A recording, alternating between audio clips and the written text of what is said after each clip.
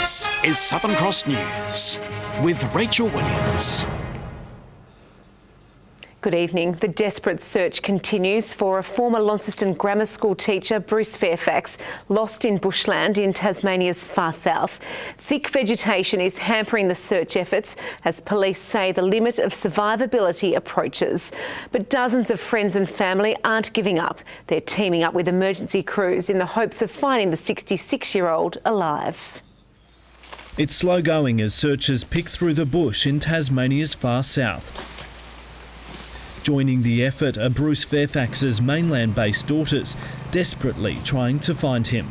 I arrived on Sunday. We got the first flight we could to get down here and just trying to find Dad. Mr Fairfax was last seen on Duck Hole Lake Track. His wife went ahead to take photos, but only the family dog caught up. Tessa was plying the tracks today with around 60 volunteers. Among them, one of the former students of the Launceston grammar teacher who'd flown in from Sydney to help. I heard Bruce was missing and thought about it for a few minutes and got in touch with the family who I got to know too and said, "Do you need someone?" Couldn't stay focused at work, couldn't do anything else, just wanted to be part of it. Yeah, we've been so lucky. So many people come down to help. It's really lovely. And he's still out there. We hope he's still doing okay. Today, groups went searching the thick bush by the side of the road and near water sources. It's been 4 days since Mr Fairfax went missing. Police say he is approaching the limit of expected survivability. We're getting close to the edge of that area, but we will be pushing on in tomorrow, still attempting to find the missing person alive. The area is proving difficult to search. The bushland here is very dense. I'm here at a clearing, but I'm struggling to see more than 3 metres through the trees. There's many parts of the bush that unless the walker physically walked very close to the missing person, they would have difficulty seeing him. All of the search parties have been searching in incredibly arduous conditions, and I think it's a real testament to the love for Dad that people are able to push themselves through that to try and help him out. Mr Fairfax is without medicine used to treat his Parkinson's disease. Police believe he would be immobile, but the weather is a factor in his favour, with family thankful of the mild conditions. The conditions have been perfect for both him surviving and for us finding him. Someone's looking down. Just, he's there somewhere.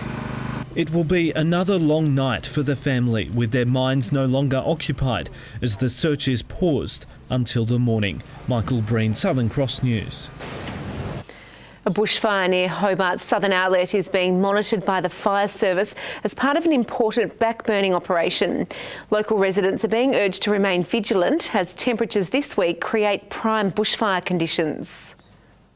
This haze caused by a bushfire next to the southern outlet is blanketing Hobart's skyline. Firefighters are working around the clock to keep the Proctors Road backburn under control and away from properties. We're pretty confident that we've got a good containment line around this fire. This emergency helicopter today picking up supplies to drop to crews fighting in the area.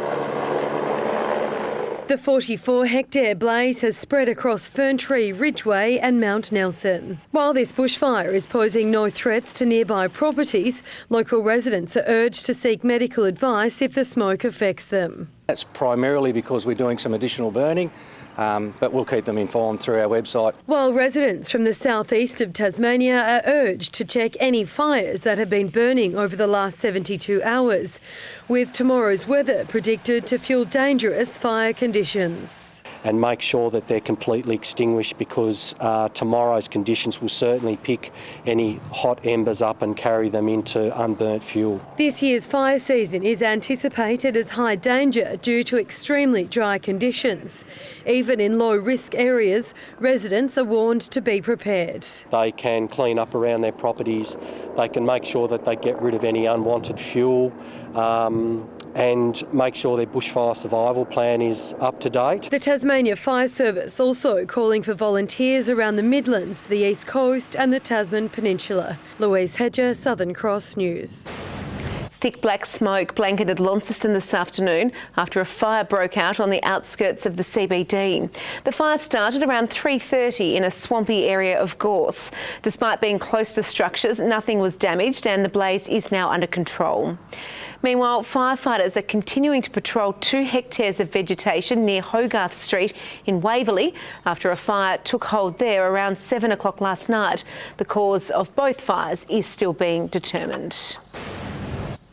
An investigation into Glenorchy City Council's dealings with an interstate company has uncovered serious breaches of the Local Government Act. More than $1 million was paid to CT Management Group for its services without the contract going to tender. Experts say it's a damning indictment with potential repercussions. It's an explosive audit uncovering serious breaches. The investigation finding the Glenorchy City Council's contracting with Victorian consulting group CT Management failed to test the market with a public tender. The very first engagement with CT Management was not of sufficient specialised nature that they were the only ones that provided those particular services. They then seem to have appeared to have relied on that exemption for all the other subsequent procurements from CT Management. The company issued council more than 100 invoices for 13 projects, costing ratepayers more than $1 million. The Auditor-General says some projects did meet the required threshold for a tender, but it failed to occur. Particularly in one case, we believe that there was an intentional splitting of the procurement activities across a number of projects to again avoid the requirement to go to tender. There was a total lack of accountability, and it appears a deliberate attempt to avoid public tender requirements. Governance experts say it's particularly concerning as court action continues against the release of a Board of Inquiry report into the council. Ratepayers are entitled to ask, did they get best value for that money? Why was a public tender not called for? Council Commissioner Sue Smith says concerns over rising rates prompted a review into tendering codes in August. Rate increases of 15%, other increases of 8%. It wasn't improper to take a look at how those issues could be solved. She says the new codes cannot ensure breaches don't occur in the future. The paperwork is only as good as the people who work it and follow those codes and those regulations through. The local government minister is now considering further action. No allegations were made against the consulting group. Jacqueline Robson, Southern Cross News. Tasmania's new Speaker of the House of Assembly has survived his first day in the chair. Lions MP Marc Shelton enjoying a traditional welcome to the role by the outgoing Speaker and Premier. Despite delaying question time, it didn't stop another heated debate. The opposition calling for an explanation into the delay of an audit into a business email account used by former Mining Minister Adam Brooks. Thank you very much. Mr Speaker, you have used Mr Brooks's personal life, specifically his marital situation, as an excuse for not undertaking the audit you promised after he misled the Parliament. Given it's been confirmed that Mr Brooks's divorce is finalised, can you explain what precisely is preventing you from carrying out the audit to determine what Mr Brooks was using his email account for? There are matters outstanding, and I have informed the House of those matters that I have been advised about. And it is the case that until such time as the audit, which is in abeyance, cannot be concluded, then of course Mr Brooks remains where he is. Parliament will resume tomorrow. A male teenager accused of wounding a 14-year-old at a Hobart high school has appeared in court. The 18-year-old has been charged with 1 count of wounding following yesterday's incident. Police say the 14-year-old victim received non-life-threatening injuries. Anyone with information is asked to contact Crime Stoppers. A 15-year-old boy has been charged after he allegedly burgled 5 homes in Glenorchy and 2 businesses within the Eastland shopping centre. Police say $16,500 worth of property, including laptops, iPads and jewellery, was stolen. So far, $14,000 worth has been recovered. Tasmanians are being reminded to remain vigilant in locking doors, even when they're home, and to report any suspicious behaviour to police. The annual Devonport Show has been cancelled for 2017 after running for more than 100 years. It's understood the decision was made at a meeting on Monday. The decision is believed to have come following a decline in crowd attendance and mounting costs.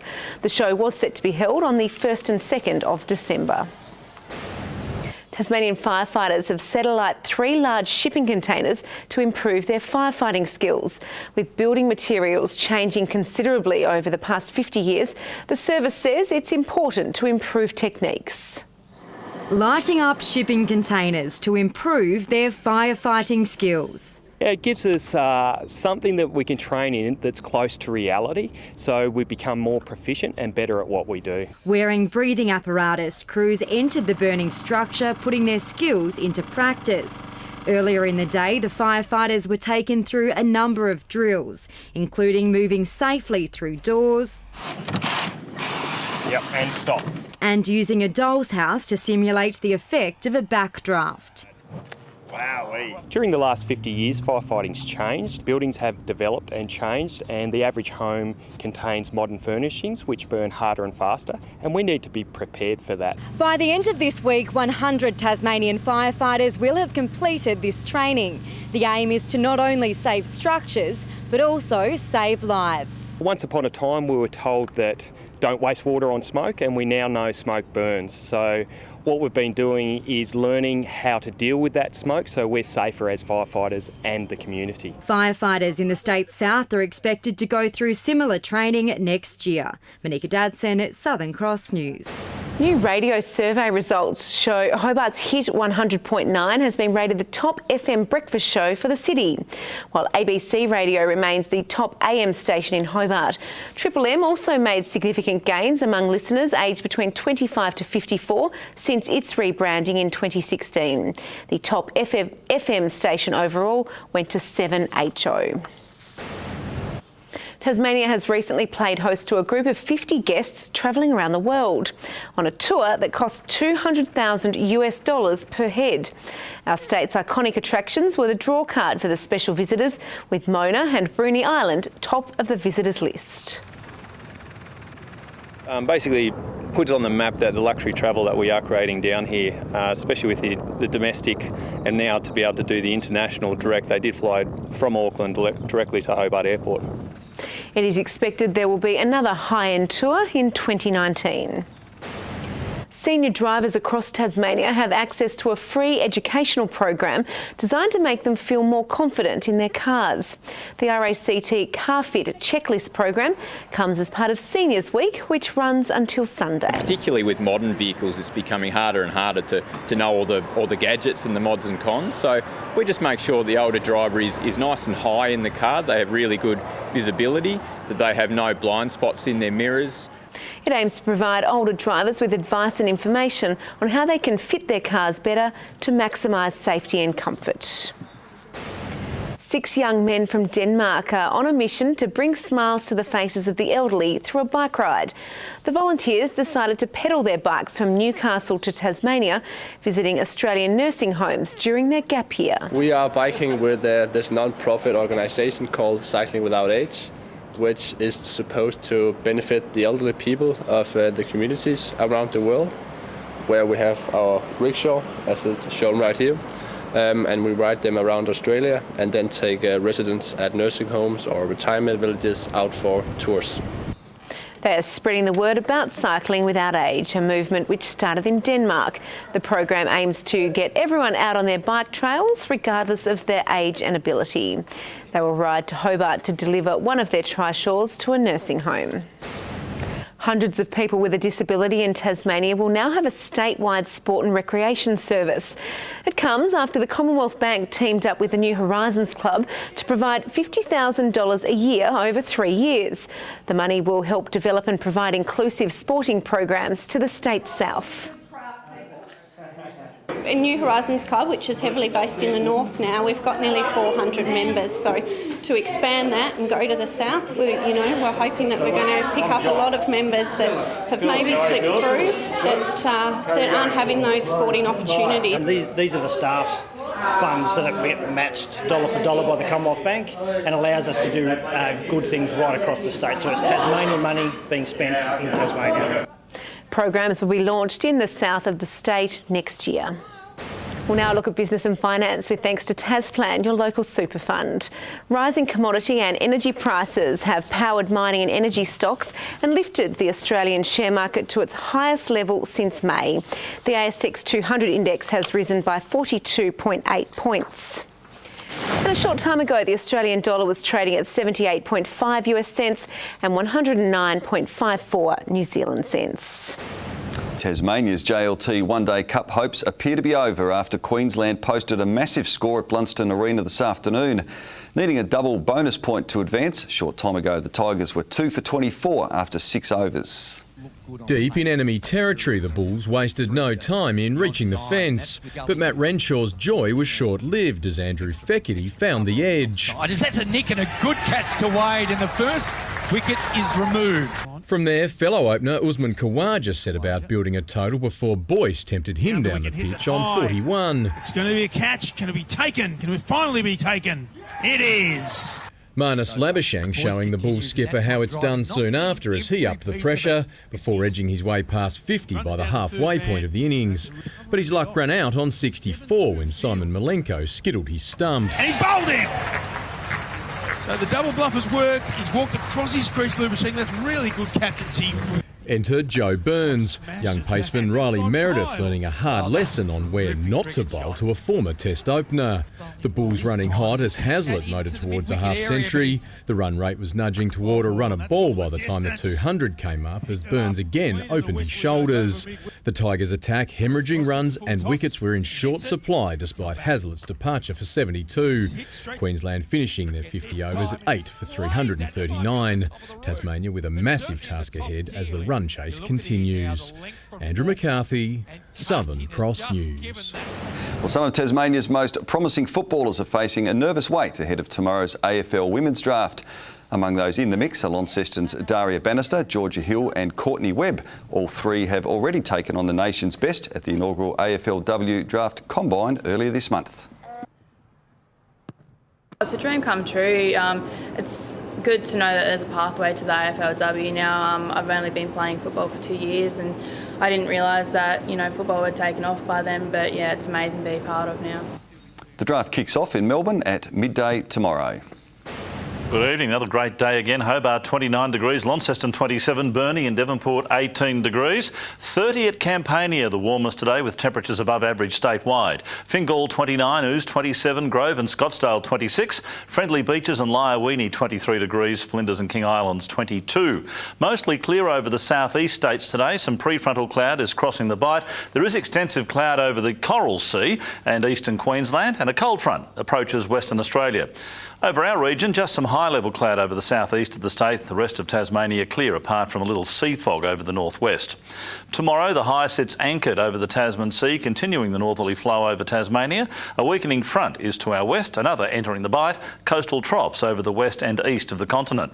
Winds northwest and northeasterly at 15 to 25 knots, lighter and more easterly over the north. Seas a bit flatter than they've been of late.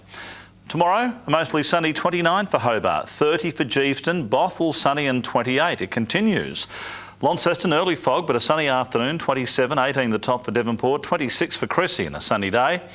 Burnie mostly sunny and 19, Strawn 30 degrees and 23 for Curry on King Island, and for St Helens sunny and 23, 29 for Swansea, Orford mostly sunny and 25. UV mostly high but very high for Burnie and Devonport. Conditions change on Thursday with showers extending from the west during the morning, clearing the north and east. Mostly fine on Friday, showers however over the west and far south. A cloudy but fine day on Saturday apart from those showers over the west and far south again. An early shower in Perth tomorrow, cloudy and hot for Adelaide, sunny in Melbourne and Canberra, partly cloudy but fine in Sydney and 24, showers over Brisbane, Cairns and Darwin. A little hazy at the moment over Hobart. It's 22 degrees, 21 in Launceston and clear, Devonport 18 at the moment and clear. Rachel, as Seniors Week continues, I'm so happy that everyone's treating me with respect this week. As always, just as you deserve. Thank you for that, Peter Murphy. Well, that's all your news for now. I'll be back later with updates. Thanks for joining us. Good night.